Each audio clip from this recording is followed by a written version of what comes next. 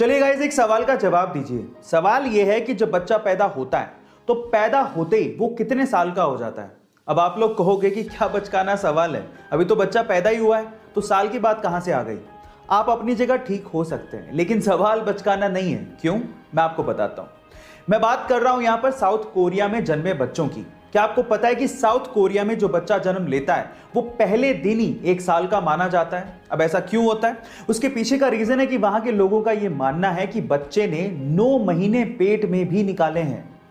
इसीलिए जब वो पैदा होता है तो बजाय उसे 1 दिन का मानने के वो उसे 1 साल का मानते हैं। क्या ये इंटरेस्टिंग फैक्ट इसके पहले तक आपको पता था? और अगर नहीं पता था तो चैट सेक्शन में जरूर लिखिएगा। और ऐसे अमेजिंग वीडियोस के लिए यूट्यूब पे हमारे चैनल को सब्सक्राइब कर लीजिएगा। मरने के बाद एक मां अपने बच्चे को जन्म दे सकती है। अब आप लोग कहेंगे कि कैसा सवाल है, ऐसा थोड़ी पॉसिबल है, लेकिन ये पॉसिबल है। एक प्रेग्नेंट महिला मरने के बाद भी अपने पेट में पल रहे बच्चे को सक्सेसफुली जन्म दे सकती है। पर सवाल यह है कि यह होता कैसे है। तो डॉक्टर्स और साइंटिस्ट इसके पीछे यह तर्क देते हैं कि अगर किसी महिला की मौत उसकी प्रेगनेंसी के दौरान या फिर डिलीवरी के दौरान हो जाती है और अगर बच्चा मैच्योर्ड है तो मरने के बाद बॉडी में बनने वाली गैसेस इतना ज्यादा प्रेशर पैदा करती हैं कि बच्चा शरीर से बाहर निकल जाता है। गाइस, इसी को ही कॉफिन बर्थ कहा जाता है। अब हमारे लिए ये किसी चमत्कार से कम नहीं है।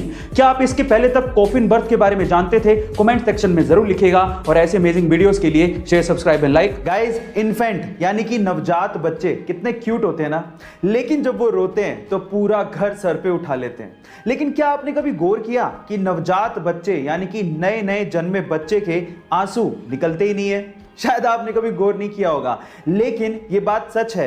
नवजात यानी कि नए नए बच्चे जो जन्म लेते हैं उनके आंसू कभी नहीं निकलते, क्योंकि तब तक उनके टीयर डक्ट्स यानी कि आंसू वाली नलियां डेवलप्ड ही नहीं होती। हाँ, 1 महीने बाद से 3 महीने तक उनकी आंसू की नलियां डेवलप हो जाती हैं और उसके बाद वो रोना शुरू करते हैं तो साथ में आंसू भी निकलते हैं। है ना अमेजिंग फैक्ट? गाइस, ऐसे ही अमेजिंग फैक्ट्स के लिए यूट्यूब पे हमारे चैनल को सब्सक्राइब कर लीजिए। गाइस, एक बहुत ही इंटरेस्टिंग साइंटिफिक फैक्ट बताता हूं।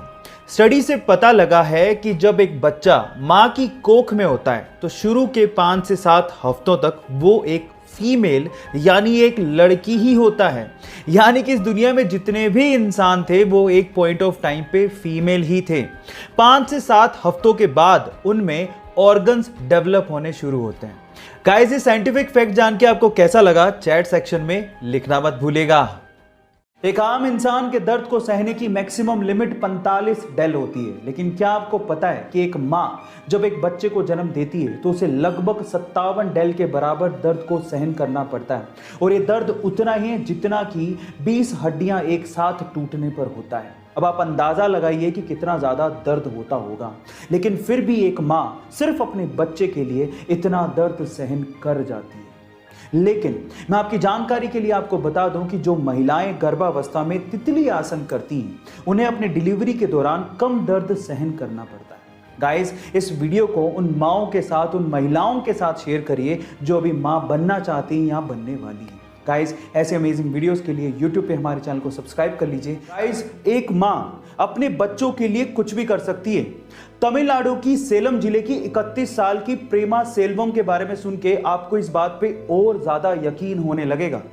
प्रेमा सेल्वम ने अपने बच्चों की भूख मिटाने के लिए अपने सिर के बाल 150 रुपए में बेच दिए। जी हां गाइस, अपने सिर के पूरे बाल बेच दिए ताकि वो अपने बच्चों को खाना खिला सके। ऐसी मां के जज्बे को सलाम है। गाइस, इसके बारे में सुन के आपको कैसा लगा चैट सेक्शन में जरूर लिखिएगा। और ऐसे अमेजिंग वीडियोस के लिए यूट्यूब पे हमारे चैनल को सब्सक्राइब कर लीजिएगा। और अगर आप इंस्टाग्राम पे देख रहे हैं तो मुझे फॉलो करना मत भूलिएगा। मिलते हैं अगली वीडियो में।